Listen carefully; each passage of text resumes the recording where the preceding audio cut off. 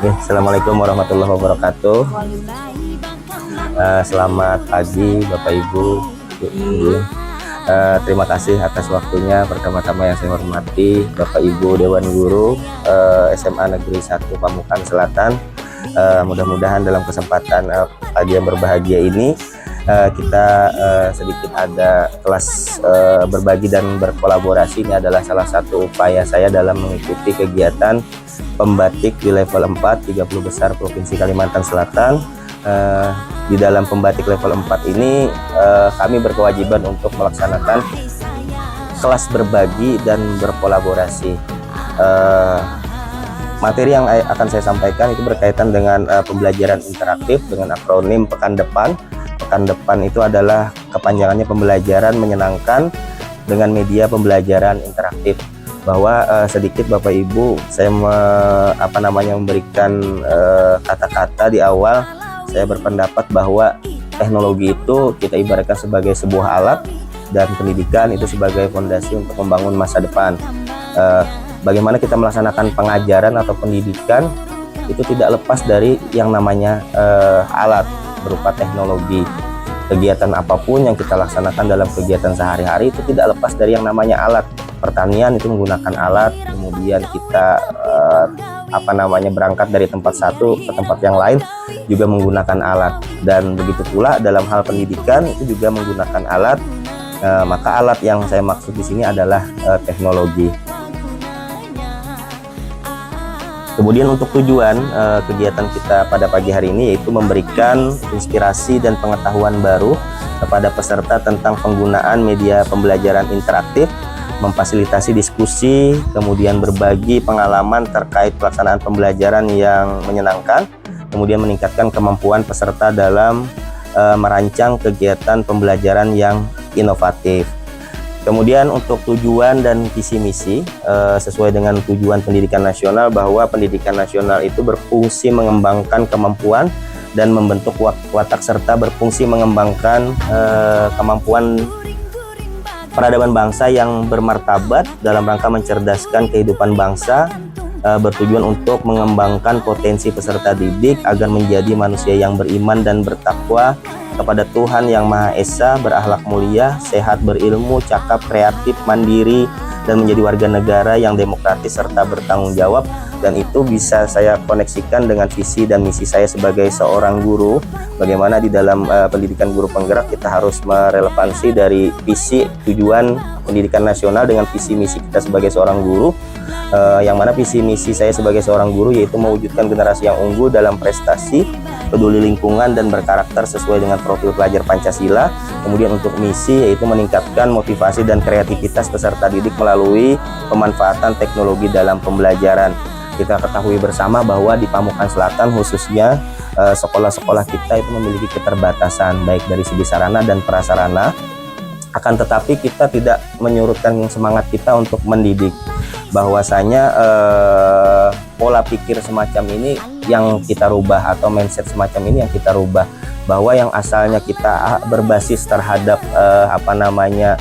yang kita punya, kalaunya ada keterbatasan maka kita tidak melaksanakan. Nah, saya berpikir bahwa perlu adanya pemikiran di dalam diri seorang guru dengan menggunakan pendekatan asset based thinking atau berpikir berbasis aset, yang mana sekolah kita, daerah kita itu memiliki kekayaan aset yang sangat luar biasa yang bisa kita manfaatkan sebagai media pembelajaran yang interaktif. Kemudian di balik keterbatasan itu, baik guru maupun murid di Pamukan Selatan pada khususnya kita hanya punya semangat. Yang mana saya menyimpulkan orang yang bersemangat itu adalah orang yang tidak menyerah akan keadaan, tetapi orang yang bersemangat itu adalah orang yang menjadikan kegagalan sebagai pelajaran berharga dan terus berjuang mencapai keberhasilan. Dan ini adalah latar belakang kenapa saya mengangkat media pembelajaran interaktif. Yang pertama karena ingin menumbuhkan student agensi, bahwa perlu bagi kita sebagai seorang guru menumbuhkan kepemimpinan murid. Kita harus membangun kepemimpinan murid, yang mana student agency atau kepemimpinan murid itu terdiri dari 3. Kita melaksanakan pembelajaran harus berdasarkan suara mereka, harus berdasarkan pilihan mereka, dan harus berdasarkan kepemilikan mereka. Jadi 3 aspek ini yang saya rasa melatar belakangi kenapa harus MPI. Kemudian yang kedua adalah keterampilan abad ke-21. Kita kenal istilah kompetensi 4C. Yang pertama adalah critical thinking atau berpikir kritis, kemudian yang kedua adalah kreativitas, kemudian yang ketiga kolaborasi, dan yang keempat adalah komunikasi. Jadi 4 aspek ini penting dimiliki oleh peserta didik di zaman atau di abad ke-21. Kita perlu menumbuhkan berpikir kritis murid, kita perlu membangun kreativitasnya, membangun kolaborasi, dan menumbuhkan kemampuan dalam hal berkomunikasi. Dan kemudian pembelajaran berbasis masalah, kita ketahui bersama, kita analogikan sederhana seperti halnya tukang. Ketika tukang itu dihadapkan pada sebuah permasalahan, mereka disuruh membangun ruang, misalkan dalam ukuran 5x4, mereka tahu bangunan itu bakal menghabiskan pasir berapa, semen berapa, kemudian batunya berapa. Padahal secara teori mereka tidak memahami, tapi secara keterampilan mereka lebih memahami daripada yang ada di teori. Maksudnya seperti apa? Di negara-negara maju, kemarin pada minggu yang telah lalu saya kan dapat kesempatan untuk mengikuti pendidikan dengan National Institute of Education, bahwa negara-negara yang maju itu sebenarnya mereka hanya mengajarkan pengetahuan pada jenjang pendidikan rendah. Misalnya dari SD kelas 1 dan kelas 2 mereka mengajarkan literasi, numerasi. Kalau dalam bahasa sederhananya mereka di kelas 1-2 itu mengajarkan kalistung, kelas 3, 4, 5, 6 mereka mengajarkan sains, matematika, IPA, kemudian IPS dan lain-lain. Di jenjang SMP sampai SMA fokus mereka adalah membangun karakter dan mengembangkan keterampilan yang ada pada diri murid, sehingga mereka ketika masuk ke dunia perkuliahan sudah tidak terkejut lagi, karena mereka di jenjang SMP dan SMA sudah dibekali dengan keterampilan yang luar biasa. Itulah yang dimaksud dengan pembelajaran berbasis masalah dan kontekstual. Kemudian yang ketiga, pembelajaran di abad ke-21 itu harus berorientasi kepada teknologi informasi dan komunikasi, atau dalam hal ini karena kemajuan teknologi seperti sekarang ini. Jadi student agency, kemudian keterampilan abad 21 ini adalah merupakan bagian dari pembelajaran yang berpihak kepada murid. Kemudian mengapa harus MPI? Ini harus saya selaraskan dengan visi dan misi di SMP Negeri 2 Pamukan Selatan, bahwa mewujudkan generasi yang berakhlak mulia, unggul dalam prestasi, kemudian peduli lingkungan dan berkarakter sesuai dengan profil pelajar Pancasila. Di bawah adalah indikator yang saya buat. Ini berdasarkan rapor pendidikan tahun 2022. Kemudian di sebelah sana ada grafik mengenai asesmen formatif yang saya lakukan di dalam pembelajaran IPS. Ini gambaran ya Bapak Ibu, nanti akan ulun jelaskan di akhir. Nah, ini di dalam kegiatan kita sehari-hari itu pasti mengalami yang namanya masalah. Jadi dalam mengidentifikasi masalah kita perlu menggunakan analisis SWOT untuk membantu kita dalam hal mengidentifikasi strength atau kekuatan, kemudian weakness, kelemahan, opportunity itu adalah peluang, dan threats itu adalah ancaman. Jadi kita setiap kali membuat inisiatif perubahan berbasis masalah itu harus menganalisis terlebih dahulu apa yang menjadi kekuatan pada diri kita, apa yang menjadi kelemahan pada diri kita, kemudian peluangnya seperti apa dan ancamannya seperti apa. Ini adalah gambaran bagaimana saya mengidentifikasi bahwa sekolah SMP 2 Pamukan Selatan memiliki guru penggerak, kemudian memiliki tim pengembang dalam hal IT, dan memiliki wakasek. Kemudian yang kedua, terdapat komunitas belajar setiap hari Kamis sebagai sarana berbagi praktik baik atau best practice yang seperti dilaksanakan hari ini. Kemudian yang ketiga adalah fasilitas sekolah yang cukup memadai, kemudian jaringan internet juga cukup memadai. Untuk kelemahan rendahnya minat belajar, kemudian penggunaan metode pembelajaran yang masih konvensional. Kemudian yang ketiga adalah peluang, memanfaatkan media pembelajaran interaktif, kemudian peningkatan pemahaman peserta didik dalam pembelajaran. Kemudian ancamannya adalah kendala teknis. Di tempat kita ini apabila mati listrik maka akan mati juga jaringannya. Nah, ini adalah pelaksanaan pembelajaran. Kemarin saya karena berbasis aset, kemudian sudah berdasarkan analisis SWOT, maka saya menciptakan sebuah pembelajaran, mengadopsi dengan pembelajaran teman-teman yang ada di Guru Penggerak juga. Saya melaksanakan pembelajaran dengan menggunakan metode game based learning. Ini adalah gambaran saya cetak ular tangga dalam ukuran 4x4. Ini terbukti mengasihkan dan dapat menarik minat belajar peserta didik. Jadi peraturan mainnya ada kotak putih, ada kotak biru. Satu peserta didik menjadi bidak, satu peserta didik menjadi petugas pengocok dadu. Kemudian anggota kelompok yang lain mereka menjadi penjawab. Ketika mereka kena kotak putih maka akan mengambil kartu soal berwarna putih.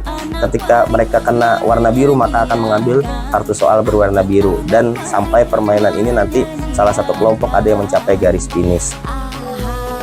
Ini adalah gambaran pelaksanaan pembelajaran pada level 3, kurang lebih sama, akan tetapi ini sudah menggunakan media berbasis aplikasi belajar dan asesmen formatif dengan menggunakan media Kahoot.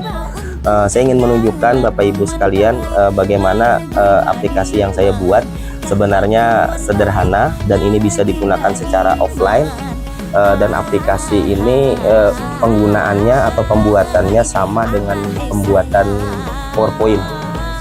Jadi sebenarnya mudah tapi lebih interaktif saja. Kalau PowerPoint kan itu teacher center, karena guru yang memindah-mindah mau belajarnya halaman 1 sampai ke halaman selanjutnya. Kalau MPI karena dia punya tombol navigasi, kita bisa mengarahkan kemana saja peserta didik mau belajar. Ini contoh.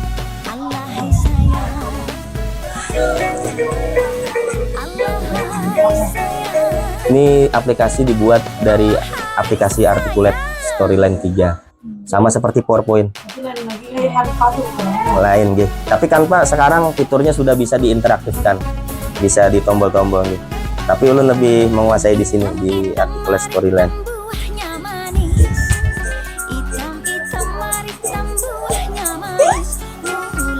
Ini adalah gambaran. Ini sebenarnya Articulate ini lebih cenderung kita berikan dalam bentuk APK, kita share ke peserta didik. Kemudian ini digunakan untuk belajar di rumah, karena di sini juga ulun tautkan link daftar hadir yang tertaut dalam Belajar ID Google Form. Jadi kita bisa pantau anak itu nanti dia belajar di rumahnya jam berapa. Nah, ini adalah gambaran, ada menu belajar. Nah, dibikin seperti game, seperti akuarium juga. Dan ini gambar bisa diperbesar. Kemudian ini juga bisa diperbesar. Nah, di tahun 2023 kita lanjutkan dulu ini. Ada video. Kemudian ada quizzes.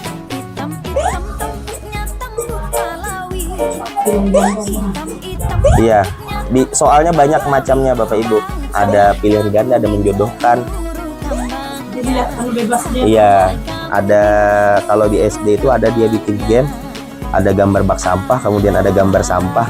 Anak-anak disuruh memasukkan ini termasuk sampah organik atau anorganik.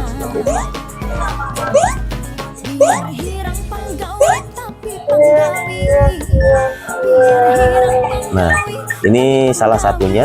Kemudian ada satu lagi yang ulun tunjukkan yang terakhir. Nah, boleh gitu. Nah, ini juga aplikasi buatan, ada 4 yang saya buat.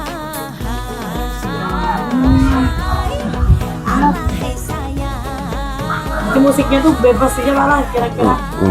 Bebas termasuk yang kita. Apa tadi nama aplikasinya? Articulate Storyline. Sama PowerPoint juga. Nah, di sini bedanya ada simulasi ANBK dimasukkan di sini. Soalnya dari mana? Soalnya dari Google yang ulun download.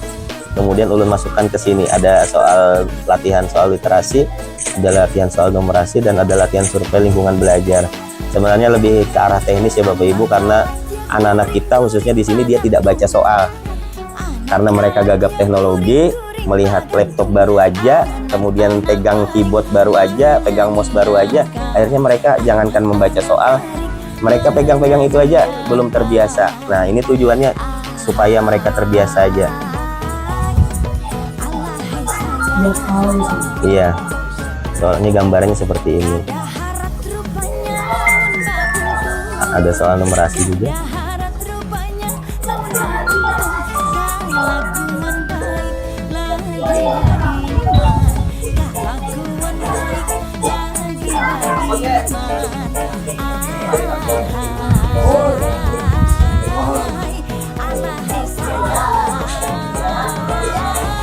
Mungkin itu Bapak Ibu yang bisa ulun sampaikan.